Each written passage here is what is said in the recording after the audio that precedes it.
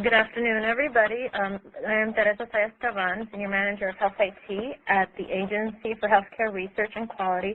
We're very glad that you have joined us today for the first in a three-part series of national teleconferences on personal health records. Today's topic will be personal health records and overview, and I am very excited to have two excellent speakers today. The first one will be David Lansky, whose work at the AHRQ, as Senior Director of the Health Program, has focused on accelerating the adoption of interoperable health information technology throughout U.S. healthcare, with a particular emphasis on ensuring that patients and consumers have access to and control over their information and can participate fully in the redesign of the healthcare system. He also serves as Executive Director of the Personal Health Technology Initiative and served as President of the Foundation for Accountability from 1995 to 2004. Dr. Lansky has also served as board member or advisor to numerous healthcare projects and programs, including the National Quality Forum, the Joint Commission on Accreditation of Healthcare Organizations, the National Patient Safety Foundation, the Leapfrog Group, and President Bush's 2002 Economic Summit. And today he will be presenting on functions, architecture, and emerging issues. Our second speaker will be Dr. John Halemka, who will be speaking about patient-controlled health records, giving us a national, regional, and local update. He is currently CIO of the Care Group Health System, CIO and Dean for Technology at Harvard Medical School, Chairman of New England Health Electronic Data Exchange Network, or NEHN, CEO of MassShare, and Chair of HIPSB, as well as a practicing emergency physician. CIO at Care Group, he is responsible for clinical, financial, administrative, and academic information technology, serving 3,000 doctors, 14,000 employees, and 2 million patients. As CIO officer and Dean of Technology at Harvard Medical School, he oversees all educational research and administrative computing for 18,000 faculty and 3,000 students. As chairman of NEHN, he oversees the administrative data exchange in Massachusetts. As CEO of MassShare, he oversees clinical data exchange efforts in Massachusetts, and as chair of HIPSB, he coordinates the process of electronic standards harmonization among stakeholders nationwide. And now I turn it over to Brian, who will give an introduction. Thanks, Teresa. This is Brian Dixon from the AHRQ National Resource Center for Health Information Technology. As we get started today, I would like to open up a poll and ask that the attendees fill that out here in the first few minutes of our talk. The data is very important to both AHRQ and the Resource Center because it allows us to improve these as we move forward with additional ones. I should also mention that this is a first webinar on personal health records in a three-part series. The other ones are slated for the first week of April and the first week of May. Additional details, will be coming out soon on how to register for those events. But I did want to make that announcement this afternoon. I'm getting notes that to speak louder, so I'll remind the entire panel that we should speak loudly today, as we are trying a new audio option and pushing that out via computer as opposed to the traditional phone-in, although there is a number available, and I will send that to some of you who have requested it due to your location in your company. So let me turn things over to David, and as I do that, I think, David, I wanted to preface by saying that the definition of personal health records, I think, is kind of an unsettled issue, that there are several folks who have been sort of trying to define that, but there doesn't seem to be a common definition. I think that might be something you wanted to sort of address or discuss today. Is that right? Yes, we'll talk about that. I think my comments will actually circle around that without ever quite answering it. Okay. And I'll give several examples so that folks can draw their own conclusions. Great, great. Well, let me turn things over to David now, and then when we circle back around after David and John's presentation, we will have plenty of time for Q&A. So take it away, David. Okay. So do we have the presentation slides up yet? Yes, so just click on the presentation tab, and you're all set to go. All right, thank you. Well, good afternoon or good morning all, depending on where you are.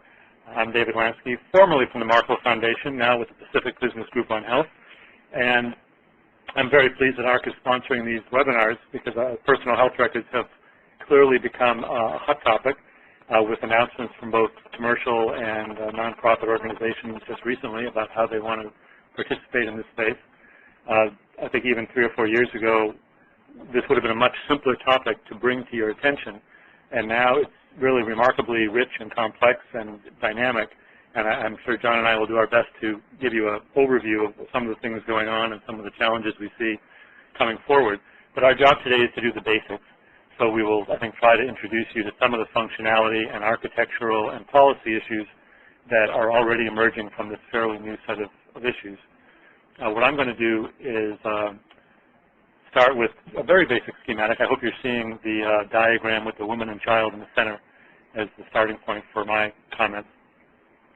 I think the original idea behind personal health records were to enable people to have access to their health information wherever it may be, and recognizing that in our country we have a phenomenally fragmented system of healthcare delivery and services, and for that reason most of us have our health information housed in a wide variety of organizations, some of them medical, some of them social service, some of them commercial, and having access to that information either for our own edification or perhaps more importantly to share it with other health services that we think are important and to exercise control over it so that we can share our information with family members or friends or caregivers.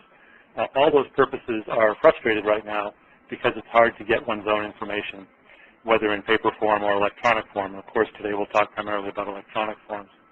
So in this simple schematic, we've got a mom and a child, and hypothetically their data is scattered across a lot of locations because of their normal health care experiences. And the fantasy was, 4 or 5 years ago, that there would be this blue box here, a personal health record, and it would be possible for all of my health information to be transferred to this, or a copy of my information to be transferred to this central repository from which I could then access it myself or allow it to be accessed by other parties who I think would provide some benefit to me by doing so. And frankly, this schematic is not yet what we're able to execute. This fits into a larger set of trends around personal health information that are summarized on this national landscape slide. And just to tick off a few of the activities underway now, starting a few years ago, President Bush announced his intention that every American should have access to electronic personal health information by 2014. Now we're already almost halfway into that time frame and probably not halfway toward the goal. So there's a lot of recalibrating going on as to what's really achievable in the next 5 or 6 years. But at least at a national policy level, AHRQ, the Office of the National Coordinator in the Department of Health and Human Services, the Veterans Administration, the Department of Defense, HRSA, plenty of agencies have all understood their opportunity to contribute to a national achievement of this goal. The fact that our progress in electronic health records has been relatively slow at least challenges the way we're going to go about implementing personal health records. Maybe that's something we can come back to in the Q&A, the relationship between those two, and I think John will probably speak to that. The second major track of initiatives under the President's leadership has been the Department of Health and Human Services launching of the AHRQ, America's Health Information Community, which has among its initial priorities a breakthrough in consumer empowerment. And what that has come to mean something like a personal health record available to most Americans. And the AHRQ has had several years of discussion about how to achieve that, how to stimulate it. In Congress, there's a lot of activity, a lot of bills, both in the last session and in this last session this year. Various ideas underway. Congressman Kennedy from Rhode Island proposed an incentive to doctors if the doctor would ensure that their patients had a PHR. Senator Carper introduced a bill that said the federal employees would all have access to a PHR through their health insurance plan. Senator Brownback had a bill to create a health record bank, kind of a public utility repository of personal health records. So Congress is giving this a lot of attention. Nothing yet has passed that would drive this forward, but it's simmering, and perhaps in this next year or two something will happen.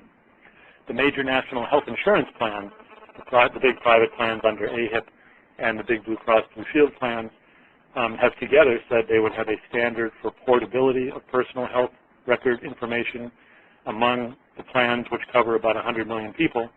So if that comes to fruition soon, we would, of course, have a very fast on-ramp to some access to our personal health information sponsored by the insurance company. You've all seen the announcement from in October for Microsoft and last week for Google of announcing a platform upon which personal health records could be accessed using the general internet services we're all familiar with. Large employers, companies like IBM, have for a long time sponsored use of WebMD as a platform for a personal health record, and they provide an incentive to the employee to make use of it and collect HRA data and other information on the personal health record. And a consortium called Dossier, which includes some very large companies like Walmart and Intel, has come together to build a platform which would also aggregate, much in my first diagram, aggregate my personal health information into a platform, and then I could choose a PHR application that would make use of that platform. We'll come back to that model in a second. Major provider organizations, including Dr. Hlantis, have offered portals or PHRs to their patients, and now the consumer organizations are discussing how can they be involved in getting their members or consumer participants involved. So this is a lot of activity in just a few years, and it's across a very wide spectrum of our society, a lot of different business models, a lot of different sponsorship models, a lot of different technical models. There's a lot going on. I think what it amounts to is something none of us really know yet. Let's talk a little bit about what services are being offered across these different platforms and initiatives. So under my PHR Services Today slide, I've just listed kind of a laundry list of some of the functionality that PHRs already offer. Probably no one product offers all these things, but many of them are now available through these different platforms. So certainly educating patients, helping them take care of themselves and their family members, delivering what we would call guidelines to the home is something many of them offer. Secure messaging is highly valued by patients. That is sending a message to typically a care provider, a doctor, and sometimes to a health plan or another resource. If it provides connectivity to the doctor or to the clinic or hospital, having availability of certain transactions like scheduling appointments and reminders, medication refills, receiving preventative service reminders to get that cholesterol check or mammogram, reminders to stay on track with drugs or exercise programs in terms of adherence, allowing the patient to keep track of their own information of interest, whether it's monitoring pain levels or other symptoms that they're experiencing, or tracking the side effects of taking different drugs or combinations of drugs, allows the patient to be a reporter of their own health information. Tools to keep track of their long-term health trends in terms of tracking whether it's lab results or other self-reported indicators. Some of the tools to facilitate patient safety and healthcare quality, such as drug interaction checking. When someone takes an over-the-counter or an herbal supplement or another prescribed medication, how does that interact with the other drugs I'm taking? And feeding that information directly back to the consumer rather than per se back to the pharmacist or doctor. And then companies like Intuit, the Quicken people, are going fairly aggressively in developing financial management tools which couple some of the clinical information with tracking deductibles, out-of-pocket costs, and so on to help the person manage the financial component of their care. So that's a broad list, and there are many other services as well, but it's to suggest there's a lot of value to the person in having their health information online, value in terms of convenience, knowledge, patient safety, quality, self-care, and even financial management. Well, a number of surveys have been done in the last few years about how the public feels about this opportunity to use these tools. And the information is very consistent. The numbers are very consistent. I just here share some of the data from the survey CDA.foundation did a couple of years ago. And it's just illustrative that you've got close to 70% of the public saying, I want to look for mistakes in my record as a number one desire, which suggests that people believe there are mistakes in their record, and they would like tools to allow them to correct them. They realize there's some danger to letting those mistakes be perpetuated in the record. And then there are transactional goals that are very simple, checking and refilling prescriptions, looking at my lab results online, communicating with my doctors and other health professionals online. In other words, the transactions and communication that most of us do online now in a wide variety of areas of our lives, we expect we should be able to do the same things in our healthcare lives. and there's a lot of growing frustration that the healthcare system has not supported the same routine transactions and communications that other parts of our online lives do. And then in parallel with the high levels of interest in basic transactions is a high level of concern about possible risks or dangers of being in the online world with very sensitive health information. So in this survey data, 91% of the public is concerned about identity theft or mistaken identity. 81% of the public says, I want to control who has access to my information. 79% want to control how information is shared across the network, and 68% want to keep employers away from their personal health information. So the important takeaway here is that because in our country people believe that they could suffer from insurance discrimination or job discrimination or stigma because something about them becomes known, that anxiety becomes a damper on how the information is shared across the network. And a lot of surveys have revealed great interest in sharing information, both for improving medical care, for providing support to research, for developing cures, for supporting public health surveillance. People certainly want that to happen, and they want their information to be secure. So that's the challenge many of us in this space are really trying to address now. There are quite a variety of approaches to building these tools, and here's a list of 8, and there are probably 50 more. There are actually about 200 PHR tools on the market right now if you scan broadly, so it's a diverse and dynamic area for application development. But here's just a few of the ones that you're most likely to run into as you survey the environment.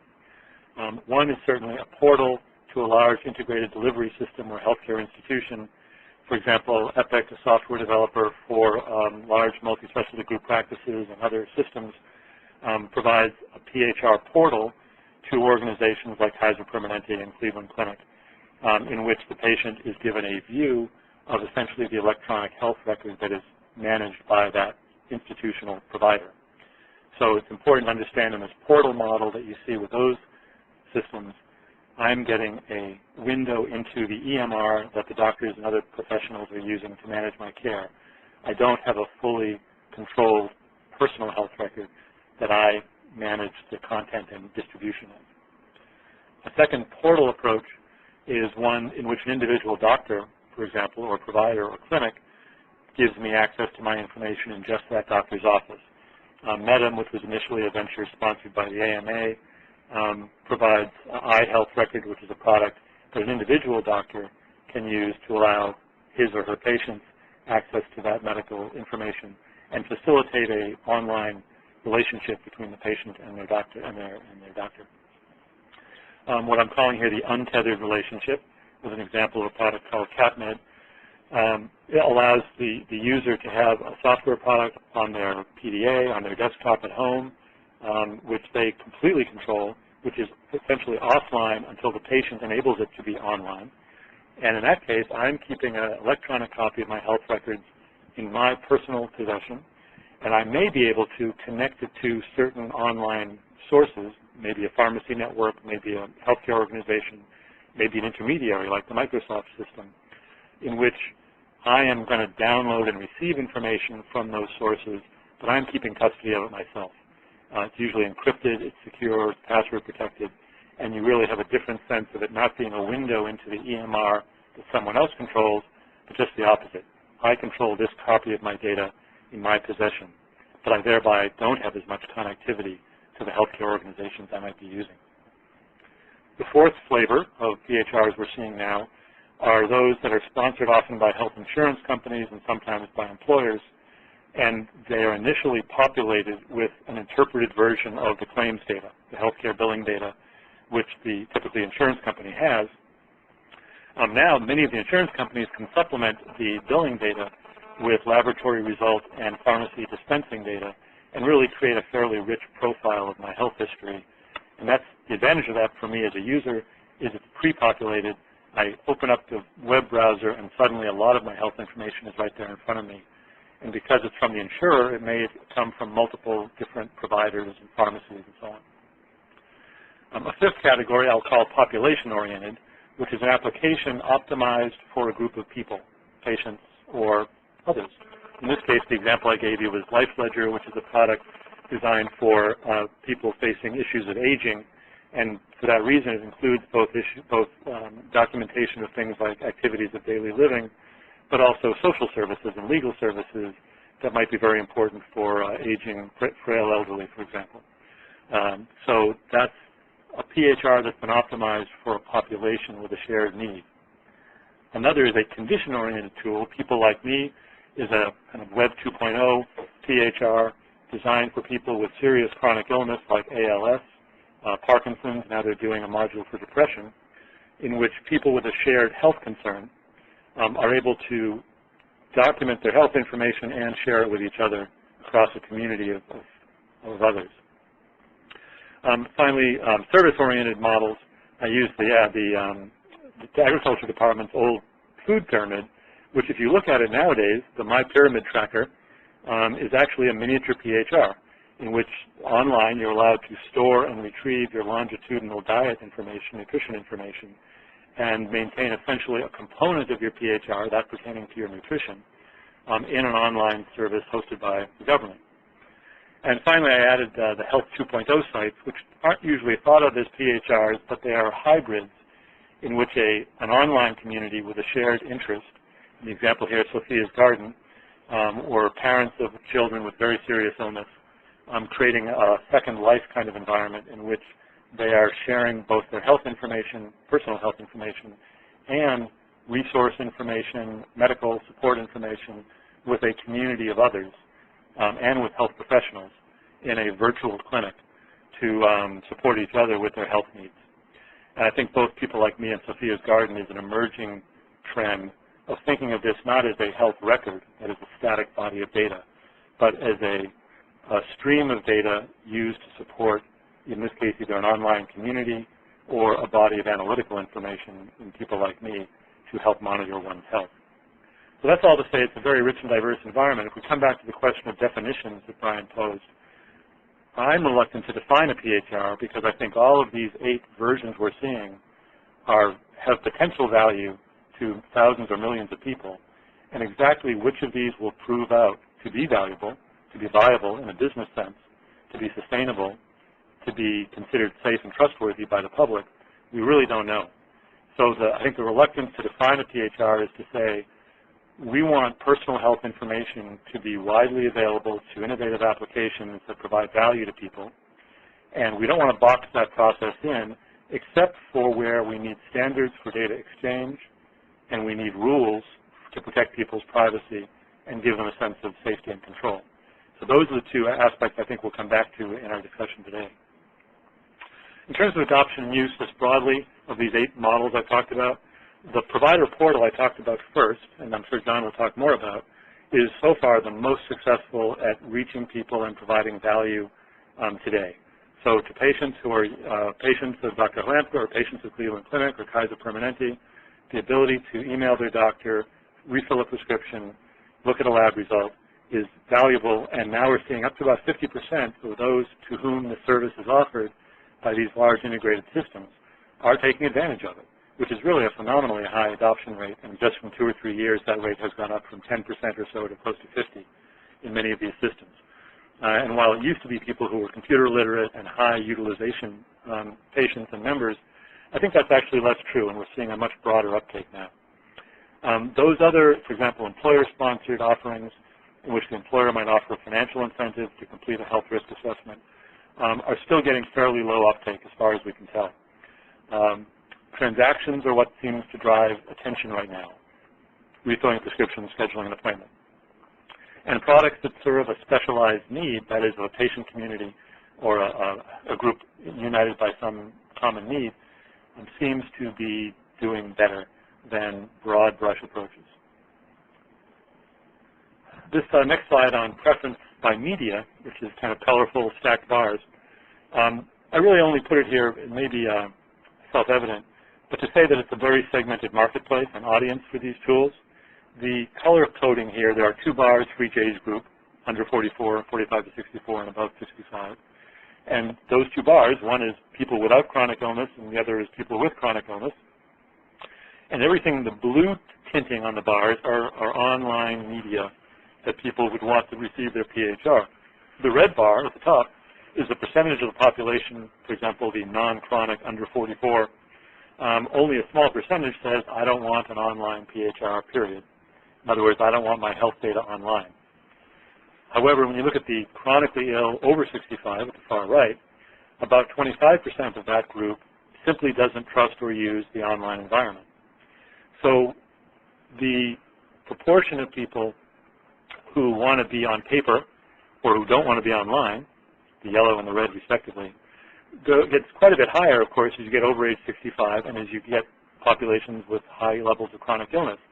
Paradoxically, those are probably the people who will achieve the most benefit from a PHR. So we have a paradox that those who may be most amenable to it from a social demographics point of view may be the least needy of the benefits that are available.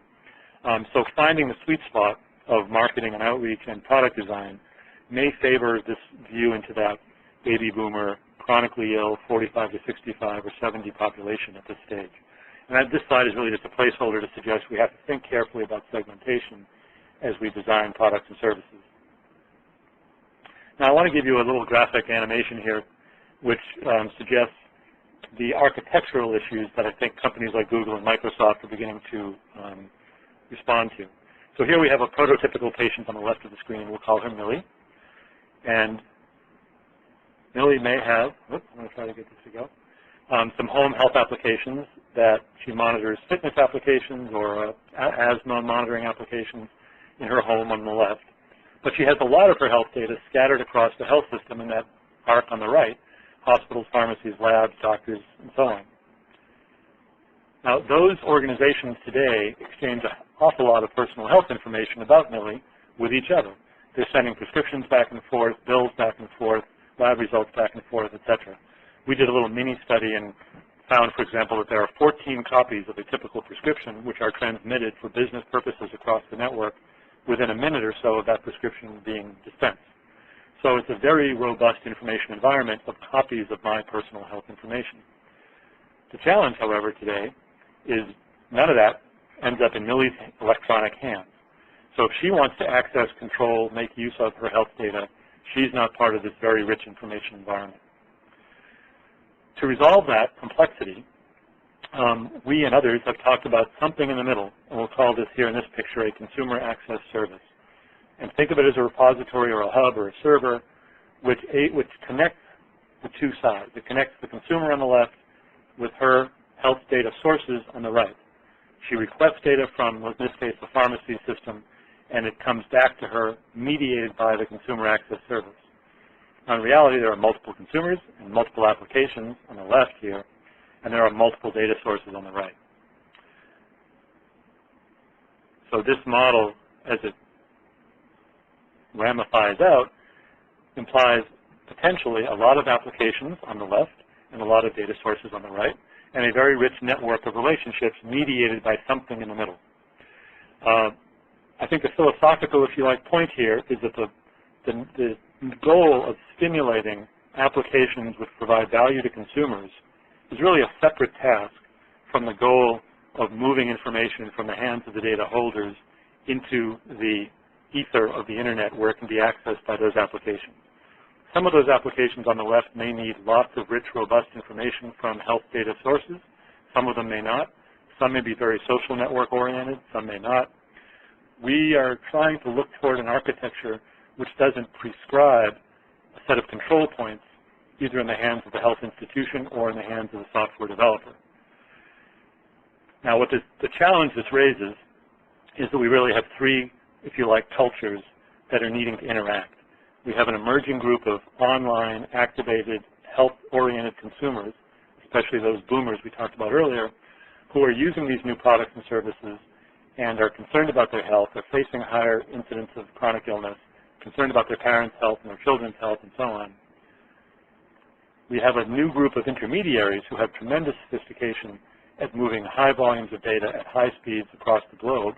And we have new entrants like Microsoft and Google that are very capable of managing that traffic. And then we have the traditional healthcare institutions, which do not move at that speed, have a very different business model for how they make money and what motivates their behavior, a very different sense of their control and responsibility for information. And these three cultures, bringing them together and expecting magic to happen is not a trivial proposition. So I want to conclude with what probably has to happen to make this work. Now, just to add a little complexity to it, we do have employers in the mix. We have aggregators in the mix. We have PBMs in the mix. So this is a non-trivial business environment to succeed in. So how do we create a networked environment that achieves sustainable confidence, both by consumers and also by those who hold the data and are being asked to release it into the network? These mediators, these consumer access services I've described, and if you want to shorthand it, think of it like the Microsoft product or the Google product as being that middle player. They are going to provide services to populations of consumers. They will manage identity on the network. They will help consumers get their information and aggregate it. And they will assure that the traffic flowing through their switch, if you like, is consistent with a set of rules that provides trust across the network. There are a lot of organizations that can play this role, and while we've seen some early announcements by a couple of commercial companies, there's no reason to think that those will be the only players in this new middle space. So we'll see affinity groups play this role. We'll see pharmacies play this role. The health plans are already moving into this space. And I think the provider organizations will begin to see that they, since they already possess a great deal of health information, can become hubs on behalf of the patient to aggregate and support the rest of the information they don't already have. The keys to success here will be consumer trust, trust by the data holders, that is, will I share my organization's information with the switch? I've heard several doctors, for example, saying, no way I will ever put data of mine on the Microsoft switch. And that's an interesting and complex set of relationships we have to navigate. And then what will be the minimum necessary privacy and security practices to enable this? This is a kind of a working laundry list that the various organizations are beginning to tackle that we think need to be addressed in some formal way before this model comes to fruition. So right now, if I'm a patient at Dr. Hlemke's organization, I have a trust relationship, I have credentials. On that one-to-one relationship, many of these issues are already addressed either in regulation or law or in the contract effectively with the organization. How are these going to be addressed in a relationship with a Google or a Microsoft or a new entrant in this space? What's the role of HIPAA for an organization like Google or Microsoft? How will identity be managed in terms of authentication and support across the network? How will my permissions be managed? If I want to allow my brother-in-law to see my record but not my son, how will those consents be managed across the network? How will I exercise control over information sharing? Will I be afforded the opportunity to audit any uses of my information? How will the aggregator, that switch in the middle, be allowed to use my data? Can they resell it? Do I get any proceeds if they do? Do I get the opportunity to give my consent or withhold it if they do? How am I allowed to signify errors or ask for changes in my data across this very complex network of multiple handoffs? What management systems should be expected by anybody playing that mediating role? And what transparency, what remedies do I have if there are violations of my privacy or other concerns I have? So it's a long and complicated list, and it's considered to this list as a barrier to rapid movement in this business model. Now, Markle's work has addressed many of these with a set of draft best practices, and you can look at this list, and this document will be out in the next few weeks, and you'll certainly have an opportunity to read and comment on it. The AHRQ, Confidentiality, Privacy, and Security Task Force, is also looking at many of these same issues. The National Committee on Vital and Health Statistics is looking at them. AMIA, the Professional Association, is looking at them. So there's no lack of attention to these issues, but there's not yet an answer which provides trust across the network.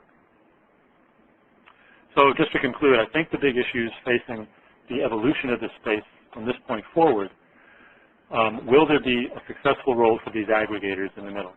That is, how do we allow the consumer to be in control of their information and access it across the entire network? Will there be a set of common information practices that create trust both by the data holders and by the consumers? Will those who hold my data, the doctors, hospitals, pharmacies, and others, release it to the parties that I want to use it, that I want to have manage it? If I ask Dr. Hlemke's organization to send my data to Microsoft or Google, will they do that? And under what terms? Both policy terms and business terms. Will there be the high-value applications that help me take care of my son's asthma or my mother's Alzheimer's that really make me care about this network as a consumer? And if there are, how will it get paid for? So I'll conclude there and turn it back over to Brian or John.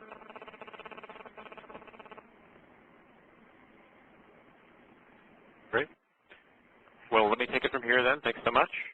And the answer, of course, David, is of course we will share your records with your consent with Google and Microsoft because we're an interoperable organization. And I'll, over the course of the next few minutes, give you a sense of what we've done and where we're going with this.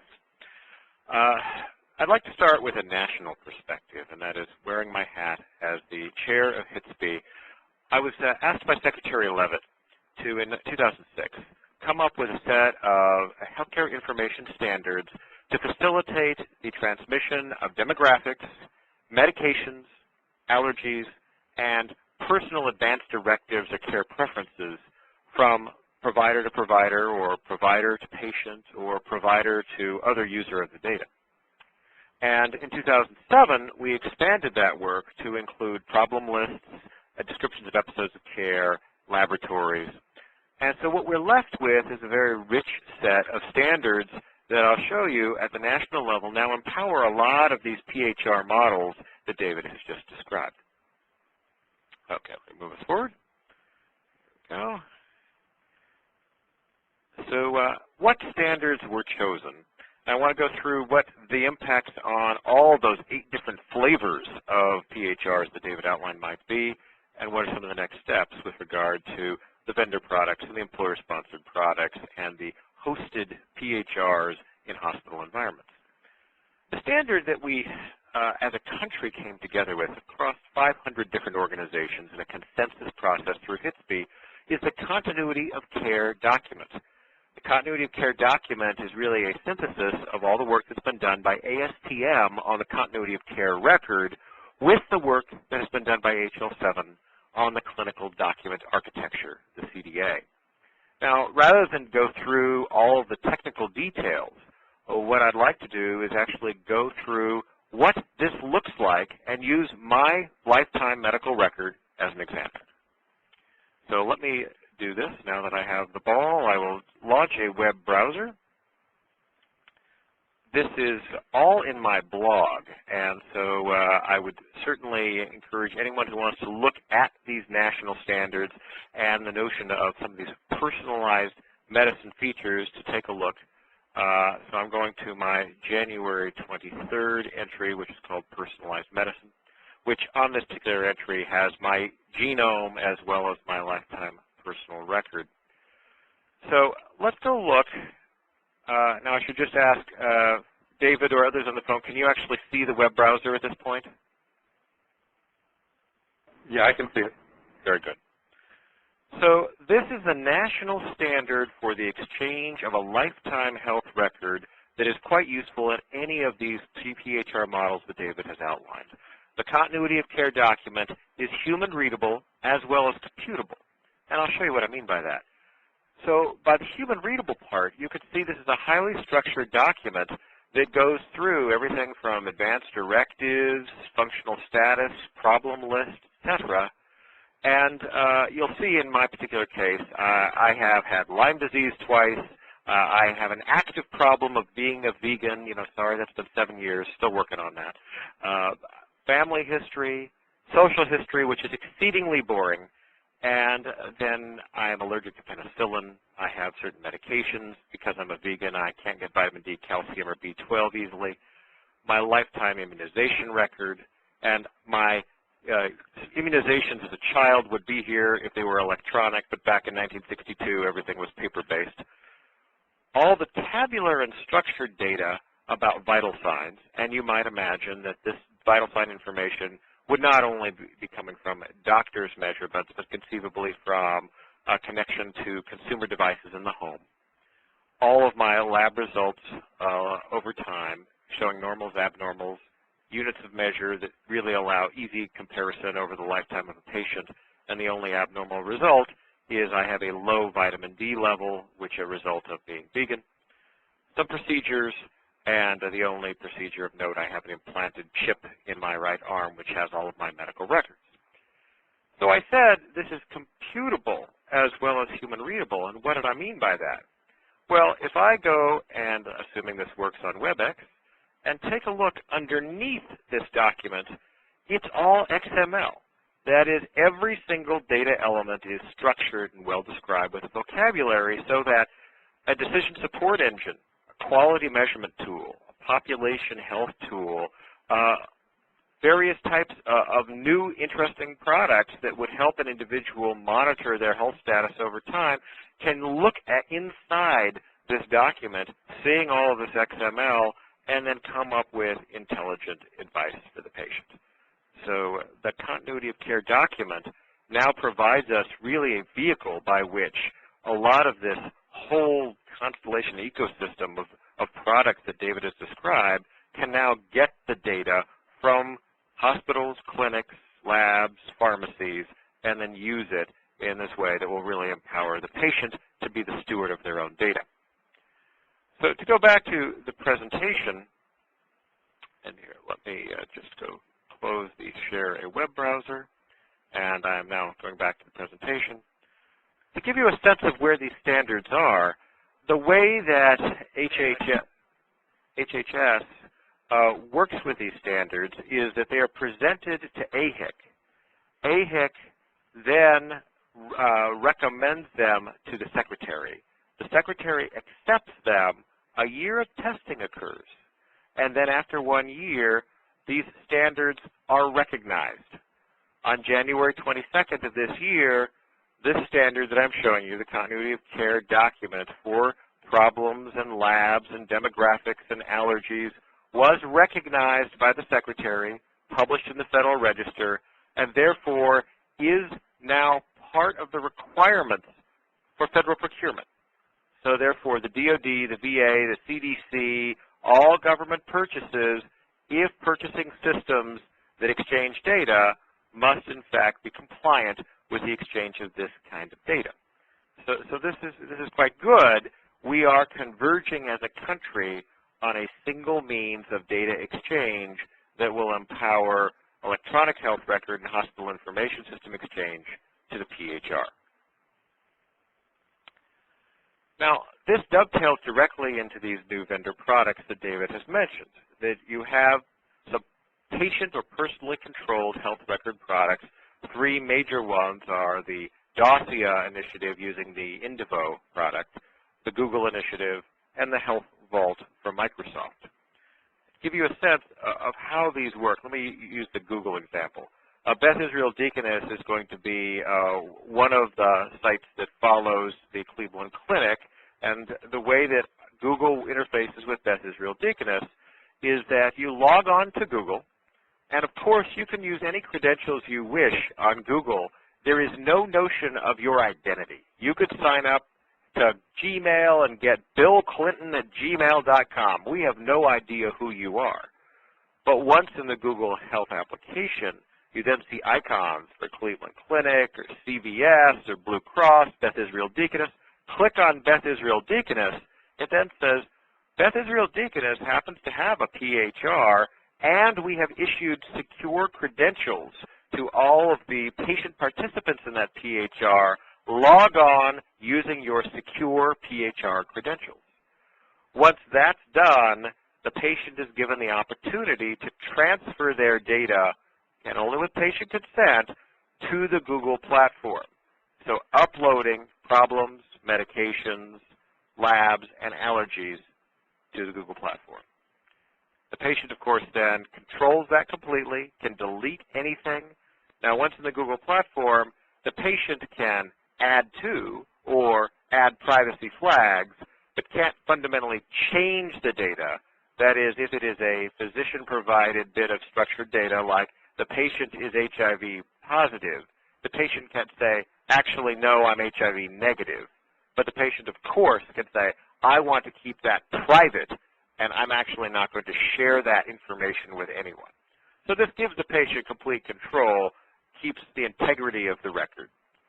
And we recognize that over time, policy clearly at a national level needs to be made about how all these PHRs will work, but what Google has stated is they will never resell data, they will never data mine, they will never release to a third party, and Microsoft has done something very similar.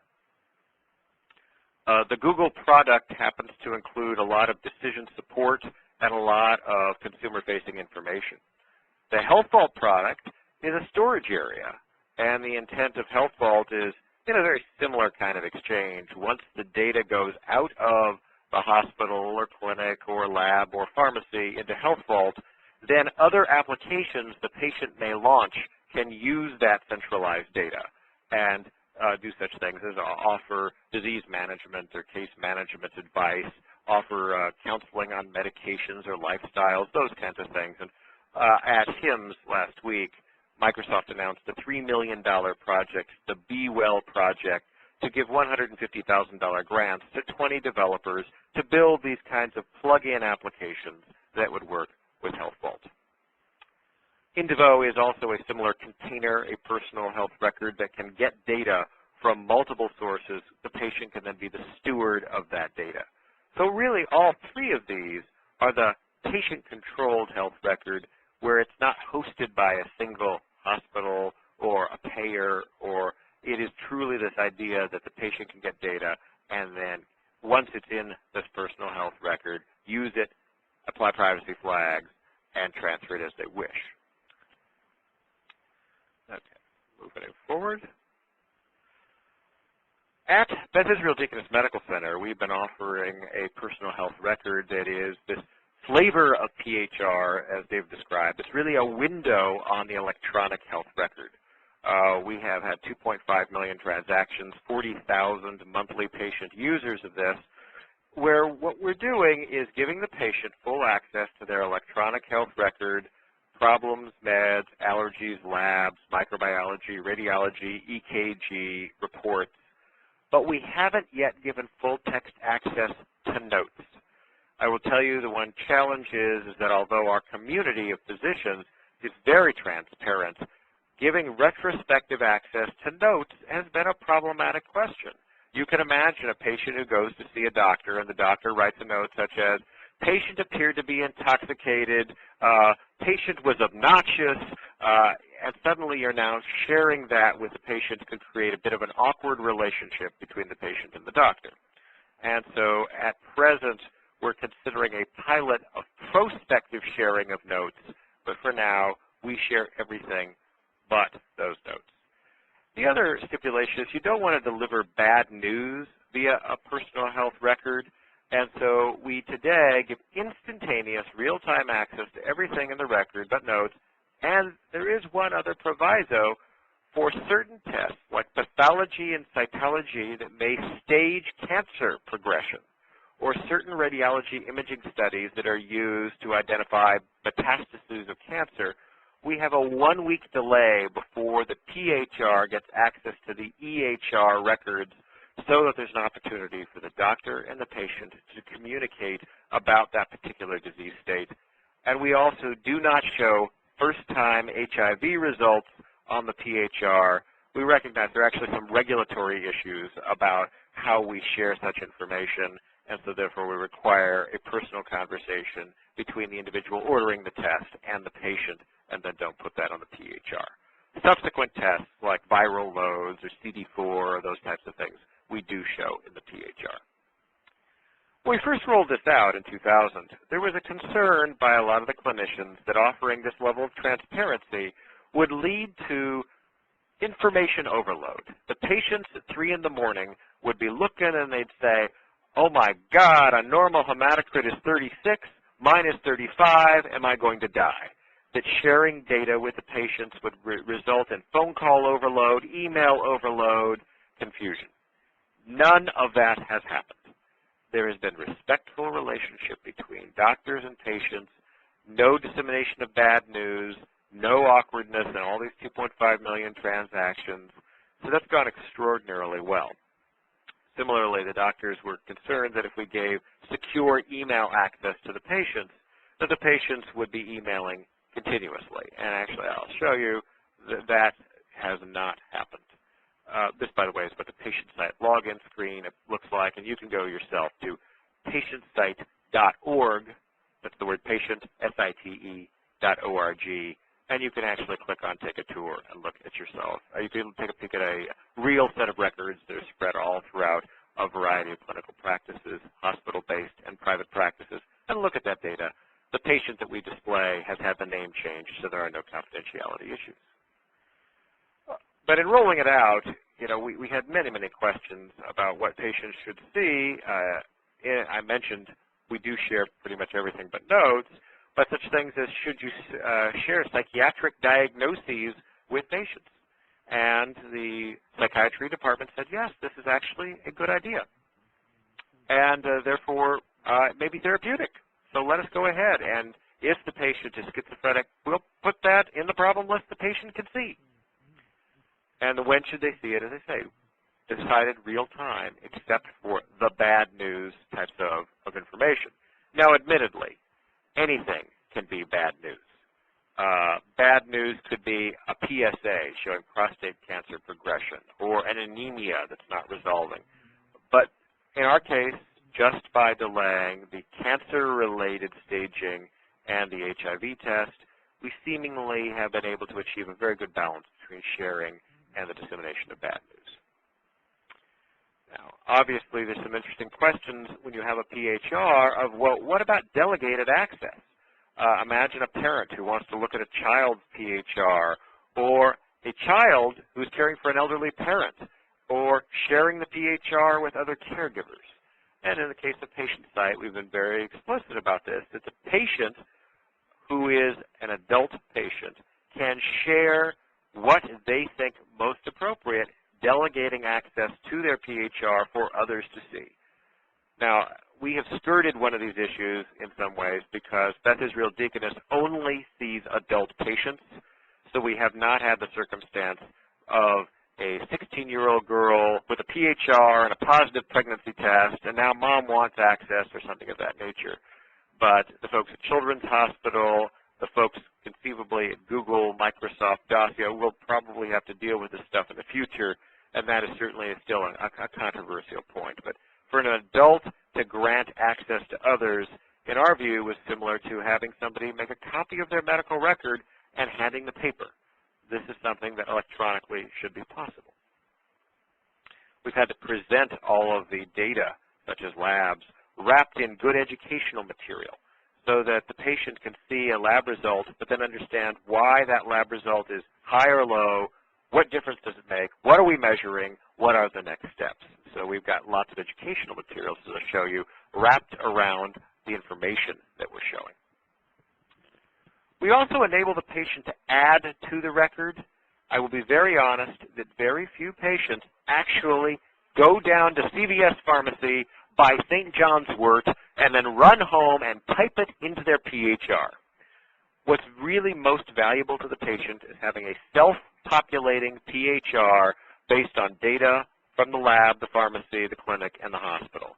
So this is why I do see the Google, the Dossier, the Microsoft approach linking to data producers as the most important consumer empowering technology.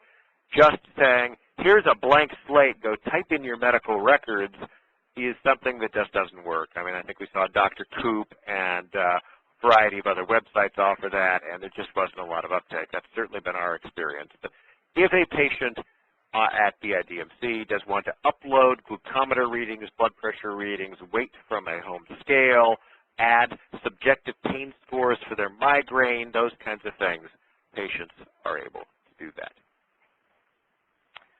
The educational materials that I've mentioned include, we have 60 online videos that are used to educate patients about preoperative preparation. So if you are going to come in for one of our more commonly performed procedures, you will be shown what is the procedure in detail, what are the risks and benefits, what are the alternatives, and you can see that through your PHR. In a sense, it's like a physician prescribing information to the patient before they are given a procedure. We've also partnered with UpToDate and have integrated UpToDate for both the provider and the patient into the PHR. We have a Stedman's Medical Dictionary. We have a full drug database with drug leaflets written at the 6th grade level, available in Spanish and English to patients. And labtestsonline.org provides a lot of great information on commonly performed laboratory tests like hemoglobins or Chem7s, these kinds of things.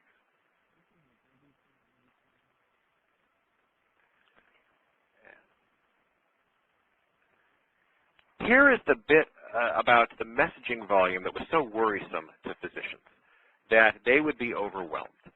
Well, what we're seeing in the actual practice is that per 100 patients, we're seeing 27.8 clinical messages or secure emails coming in per month. So you can see, I mean, that's 0.278 messages per patient per month. This is not a lot, and it's replacing phone calls. And we've seen the phone call volume diminish so that asynchronous messaging works extraordinarily well for doctors. They can return via secure email an answer to the patient's query anytime as opposed to playing telephone tag. And often they can repurpose a previously sent message. A patient's asking about gout. Oh, I sent one of those messages last week to another patient. I'll just take that text and now send it along. Prescription renewals, referrals, and appointment requests have been quite popular transactions. If it's easy to get $20 from an ATM by pushing a couple of buttons, why should renewing a medication, making an appointment, or getting a referral be harder? And we built a whole workflow engine underneath these such that these are routed to the appropriate person in the practice to perform that function. That is, the doctor does not even need to get involved with an appointment making or referral request. The prescription renewals, of course, ultimately require a signature by a doctor, but the way this works is it goes into an electronic work queue and it appears in the doctor's to-do list, and they sign off on any prescription renewals that come in during the day. To give you a sense of the patients using the Beth Israel Deaconess personal health record, 57% are female, the median age is 43, 4% are over 70 years old. A patient site even does work on web TV or various kinds of web appliances, any browser, any operating system. So it has actually been quite straightforward for patients to use. It's also been engineered so that with a well-behaved browser, Internet Explorer, Firefox, etc., it does not cache any information locally, which means that a patient can use this at a library, their workplace, an Internet cafe, and this gets around some of the digital divide issues that you don't have to own a computer. You can use a publicly available computer to get to the PHR. Our experience has been that secure messaging to the provider office is one of the most popular aspects of this infrastructure, as you saw from the numbers. Patients really like the idea of following up. I was in the office, and you told me to take this medication and report this side effect. Well, I got this side effect. What should I do? Or I've got a headache just like the one I had last month. What should I do? A lot of non-urgent but very relevant questions take place via secure messaging. Clearly, secure messaging is not the right place to do urgent types of issues or bad news. So if, for example, it's 3 in the morning and you're out of nitro and you've got chest pain, sending your doctor an email is not appropriate. Access to the medical records, second most popular feature. Very common that a doctor will say, here's a prescription. Go fill it if your culture comes back positive. Go check your PHR tomorrow to see if the culture is positive. And so that's worked quite well. And, of course, these convenience transactions that avoid telephone calls are quite popular with patients, and getting access to these educational materials are something that patients have really enjoyed. So in summary, hopefully I've given you a sense that we have national standards that now can wrap a patient's lifetime medical history into a continuity of care document which can be transmitted to vendor or employer-sponsored or any of these other flavors of PHRs that David has described. And this standard will be incorporated into the dossiers, the Microsofts, the Googles. Today in Massachusetts, we actually have a statewide clinical summary exchange where we're pushing patient summaries from doctor to doctor using this continuity of care document format. So it works, it's in production, and you can see examples of this on my blog. KITSB will certainly continue to work to enhance consumer empowerment over the next couple of years to include such things as the genome and more structured looks at family history. In 2007, we also completed the standards for transportable PHRs. That means if you're in a Hurricane Katrina having to worry about whether the web works or not is probably not something that you can rely on. So therefore, being able to put your personal health record, your longitudinal lifetime continuity of care document onto a CD or a USB drive is something that's a good idea, and we have all the national standards for that. And I'm really quite excited by all that is going on in the marketplace today, all those flavors of things that David mentioned, because I truly believe this will bring patients to be stewards of their own data and not leave medical records locked in doctors' offices as they are today. So happy to take questions. Let me turn it back over to the moderator.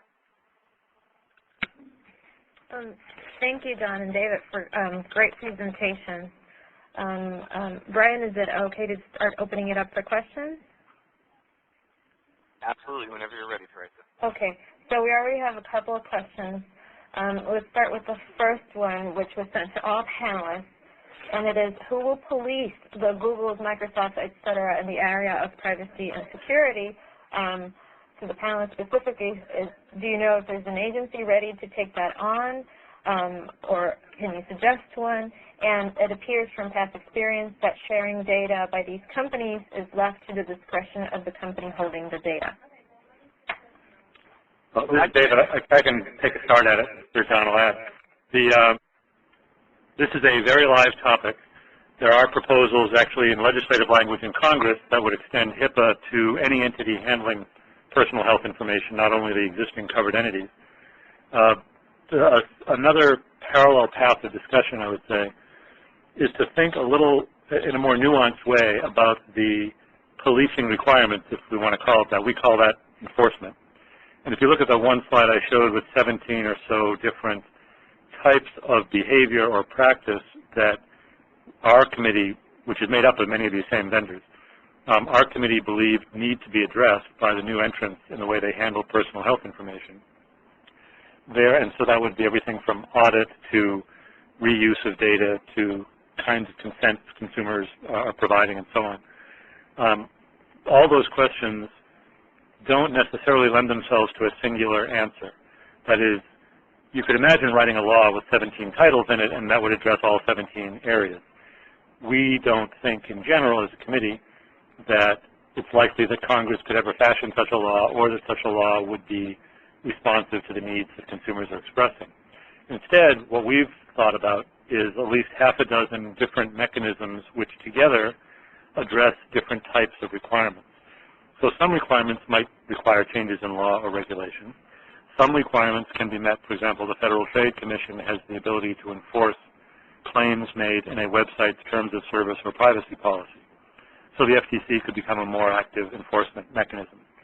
State attorneys general have an enforcement role. Consumer ratings of the kind we see on a lot of reputation-based sites can be a mechanism for enforcing certain kinds of good or bad behavior. So, and certainly contract, in terms of the contract with the customer or the contract between businesses who are partnering, and business associate agreements, chain of trust agreements, are also methods for enforcement. And finally, certification or accreditation is a means of enforcement. That is, there could be a gold seal attached to websites which have been judged to conform to certain desired practices. So in this area where we're talking about something pretty complex and pretty subtle, like handling of personal health information, much of which happens invisible to the consumer or even to the regulator, it's a really complex area. And our view has been, let's get these 17 or whatever number you care about areas identified. Let's achieve an agreement by consumers and users and suppliers of what the right practices are. And then let's look at the array of enforcement devices that would make sense. But it's probably not a single blunt instrument that's going to work. And in the very short term, Google, for example, has an advisory council, and I'm on that advisory council. And there's 10 folks that care deeply about privacy, and we have tried to hold Google accountable for writing a set of policies that say no advertising ever on the PHR, no resale of data ever, no data mining ever. So it's not a government watchdog group, but in effect it's having experts in the industry make sure that Google is behaving well. It's a start.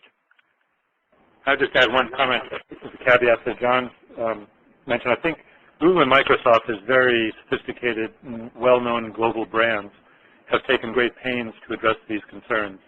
I think the fear is that the next generation of entrants won't necessarily take the care and be as sensitive either to their reputation or to legal risks as others. And if a company like one of these goes through a change in management or is sold to another company, then whatever guarantees they may have made may not be easily enforced. So I think there's a sense that fairly soon we will need as an industry to address this concern in a more robust way. Thank you both. There's a couple of questions, John, directed at you regarding patient site. Yep. So I'm going to throw those up first. The first one is the sharing that you indicated in patient site. Does that include allowing the patients to download CCD data to his or her PHR? And then the second one is, do you have any data on whether patient requests to access their records have increased with patient site as opposed to your prior experiences with paper records? Sure. And so as part of the work that we're doing with Dossier, with Google, and with Microsoft, yes, the CCD will be available to the patient. Current best thinking is that we upload the CCD to these vendor-provided PHRs, and then the patient can download, after applying privacy flags, to a transportable media like a thumb drive, those elements of that CCD that they would like to share. We're just leveraging the work that these other vendors have done that allow a lot of patient privacy controls before it's exported. And secondly, what we're seeing is fewer requests by patients for their electronic records because, of course, now they have access to it electronically. And this has been great because I can tell you, these 40,000 monthly users, the number of folks who say, gee, you know, I actually found an error. I found a problem. I'm actually going to work with my doctor. We're going to correct this. We've actually had great examples of patients avoiding harm and medical mistake because we're so transparent about delivering the record electronically, and the paper record becomes much less important. Thanks, John. Two additional questions regarding sort of the mechanics of the PHR, and I'm assuming the responses may be varied depending on the model of the PHR and how it works. But the first one is, at what point do you think the PHR becomes part of the LHR, and the second, or EHR, I imagine. And the second one is, in your experience, how are PHRs handled after the patient dies? Have you heard of any policies in place, or maybe at patient site, do you have any policies in place for this? I could take a stab at those too. Our legal folks and our HAM department have ruled that the PHR is a part of the electronic health record. And this means that when a patient sends, say, a secure email to a doctor, that actually at that moment becomes part of the electronic health record. So it is certainly true that if a patient were doing things like using the PHR to use, let's say, subjective migraine scores or other things, we don't give that to a plaintiff attorney when requesting the entire electronic record, but any clinical communication between patient and doctor actually is part of the material we would forward to a plaintiff attorney or to a disability claim, et cetera. So we actually already have made that adjudication. On the other, let me answer that first point as well. The article of faith, I would say, about PHRs is that by definition, a pure PHR is something the patient controls.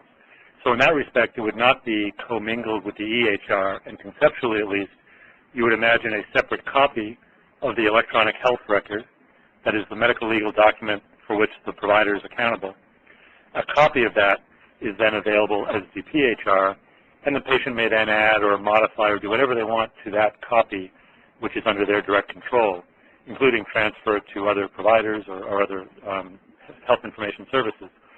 So conceptually, there are many people who would say they should be treated as separate legal documents and with different rules and constraints around them. And certainly, if I download all my health information from John's place and many others, port it to a Google or Microsoft site, and exercise control over it, there's no expectation I would then send it back, if you will, to another provider to constitute the medical legal record. Or if I were to do that, it would raise a whole number of concerns that we probably don't have time to talk about now. On the issue of death and expungement of records generally, our work group has actually written a little section on that. And I would say that the best practice that we've come to is that a PHR offerer should permit the patient, whether voluntarily while they're alive, to say, I no longer want to receive service from Microsoft or whoever. I want to effectively expunge my records so that the hosting organization no longer has any ability to access it, recognizing that in the real world there have been archived copies and integrated data sets and various uses made of my data that are virtually impossible to expunge at any reasonable cost. So for that reason, we have focused more on removing effective access to that record. And again, the other factor is you could certainly anticipate legal reasons why in the future there may be some cause to go back and retrieve a PHR. So it's a complex area. Our view is every CAS or PHR should provide for that expungement, but recognizing some of the operational realities around it. Thank you. There's been a couple of questions about the need of on demonstration projects that show the value of PHRs or look at outcomes and costs. Can you speak a little bit to that? I mean, just to my experience, the fact that the patient and the doctor now have shared decision-making has tended to lead to less litigation, which is interesting because, one of the fears was being totally transparent will suddenly lead to more litigation as patients discover medical error. In fact, it's reduced medical error. It's reduced litigation. So, my experience is that when patient and doctor are working together as a team, quality goes up and costs go down. I'd say that such evidence as we have so far in these early days are mostly from the portal models. Places like Kaiser Permanente and Palo Alto Medical Foundation have begun to publish and share their results along the lines John just described of both clinical benefits and operational benefits of the PHR. CMS has a couple of mid-large scale demonstration projects which are more about feasibility than outcome. That is, can CMS export its claims data to commercial PHR offerers successfully and accurately and then provide value to beneficiaries in the Medicare program as a result. So that will become a platform for, I think, further analysis of what the benefits might be. But in general, certainly AHRQ is a platform to sponsor more outcomes and effectiveness research from the PHR as we get more laboratories to look at.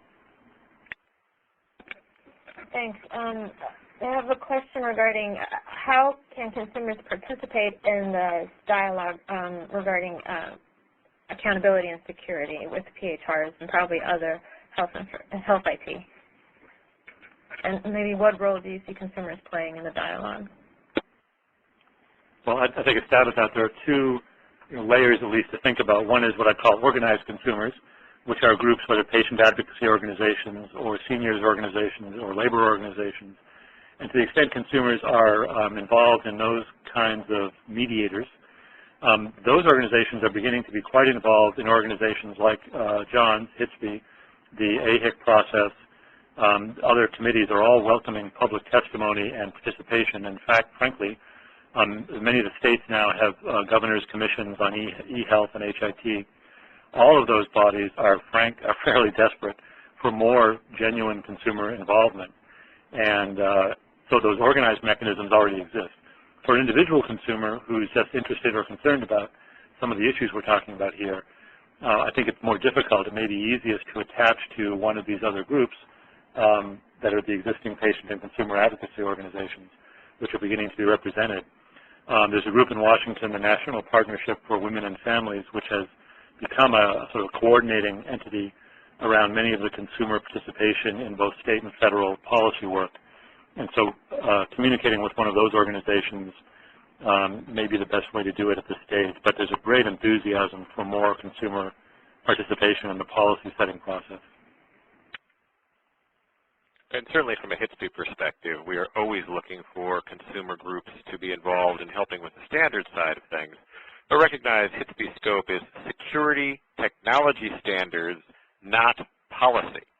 And so much of what I think David has been describing is really just needing to engage everybody in policy making. And at the moment, there's certainly the AHRQ working group on security and privacy, where there's quite a lot of discussion on the policy side. There should be some new frameworks coming out of the Office of the National Coordinator, and one hopes that the public and consumer groups will be able to begin to dialogue around those frameworks as they're released.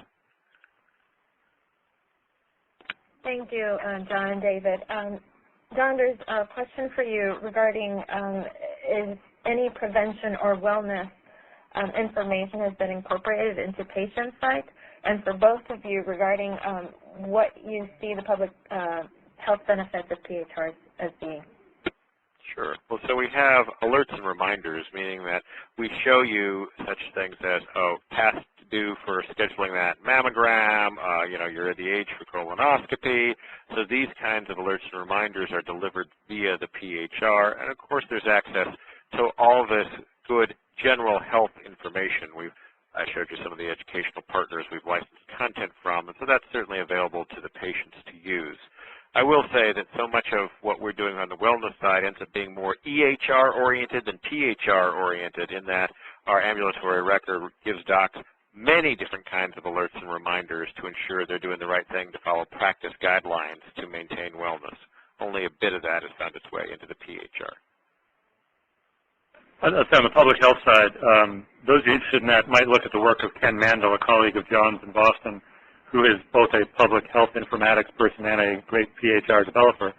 And the dossier platform we mentioned earlier is emerging from the work that Ken's group has done. And they've done some work on thinking about this question. There are several examples around the country where the public health agencies are beginning to think about how to push health content essentially to the public through a PHR or a portal platform. New York City being one of the leaders in thinking about that.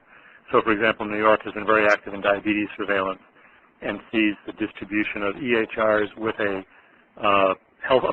patient portal attached to it as a platform for doing both interventions around diabetes and obesity on a public health basis. And certainly, as John implied with the EHR side of it, pushing reminders around preventative interventions like cholesterol screening and mammography and so on is something that's enabled by virtue of this connectivity. And the last thing I'd say in public health, I think adverse event surveillance becomes more easily done if a larger proportion of the population has this connectivity either through a portal or a PHR looking for drug interactions or adverse events. Certainly the surveillance around bioterror and so on is all enabled by having this network of connectivity. So the public health people are beginning to give more attention to this as an opportunity. I think it's early still to have enough penetration of PHRs to really provide that platform. The New York City experiment will be a quite large-scale distribution of PHRs or portal services to a low-income and Medicaid population. So it may be an interesting environment to learn more about that. Thank you. I know we have tons of questions, but I'm afraid we only have time for one or two more. So I think either or both of you made reference during your talk to patients being stewards of their information. One of our attendees asked if that requires the patients to pay for PHRs, and if there's evidence that costs decrease using a PHR would then incentivize health plans actually to alleviate some of the costs of accessing information through a PHR. Well, so what a great question. Our PHR at Beth Israel Deaconess has always been free, and the intent is that we will be able to recruit and retain more patients by offering this service. So it is something considered good for everybody involved, and the patient does not ever get charged. I'm certainly seeing payer models where the payers think disease management and case management will be easier so the patient doesn't get charged. In the employer-sponsored dossier model, employer thinks that having good continuity of care and having alerts and reminders is good, so the employer funds it. And Google and Microsoft are free. So at the moment, I'm thinking more and more of these 8 flavors that David outlined are on the free side than they are the charge side. Yeah, I agree. The experiments of the last 3 or 4 years of charging consumers directly a subscription fee, for example, none of them have really taken off unless they're very specialized and very high-value applications. So, as John said, I think for the moment there's a sponsor behind the consumer's perceived cost based on the value provided to that sponsor. And of course, we'll have to demonstrate that there really is that value there over time. But for now, they believe there will be, and they're willing to make the investment. Thank you. And then for our last question today, it relates to HIPAA. And the question is, what are the implications to patients or consumers of applying HIPAA as it currently exists to third-party data stewards like Google or Microsoft? So this is, of course, a fascinating question. Having been as part of the Google Advisory Council, I can say that legal minds have pored over this endlessly and determined that Google is neither a business associate nor a covered entity, because effectively what's happening is the patient is taking a copy of their records and handing them off to this third-party data steward, just as you would go get a paper copy of your records and hand it to a family member. So it really is truly the patient using this as a tool, and therefore what has to happen is that Google has to say, this will be a trustworthy tool, we will never ever advertise, we will never release, we will never data mine, and therefore patients, you are using this secure tool, have faith in it, and you will always control the data, but we are not a covered entity or business associate. Well, that is, I think, the environment, and frankly, the large new entrants have carefully analyzed HIPAA in order to stay outside of it. And there is certainly some pushback from Congress and some privacy advocates to rope them in under a revision of the regulation or the statute. And that'll be an interesting discussion or battle to watch for the next couple of years. The flip side of it, just to think about, is an organization that is a HIPAA-covered entity, which begins to acquire patient-sourced data or data from other third parties under their HIPAA-covered status, is then presumably free to use that data with the same exceptions for treatment, payment, and operations as if it were data that had been sourced in their own institution. So the flip side of HIPAA is what happens when the PHR is sponsored by a covered entity. Does that organization then have freedom to use it in ways which the consumer may not actually anticipate? So new hybrid business models may develop out of this ambiguity of where HIPAA does and doesn't reach. But it's certainly likely that there will be some either congressional action. There are a couple of bills just now being introduced by Representative Markey and Senator Leahy that would begin to rethink HIPAA from a congressional point of view, let alone a regulatory point of view. So it's not we're not in an end state yet of where HIPAA will reach. Thank you, John and David. I want to thank you again for presenting today and facilitating a very interesting discussion. We hope you are all able to join us again on April 3rd for our second teleconference.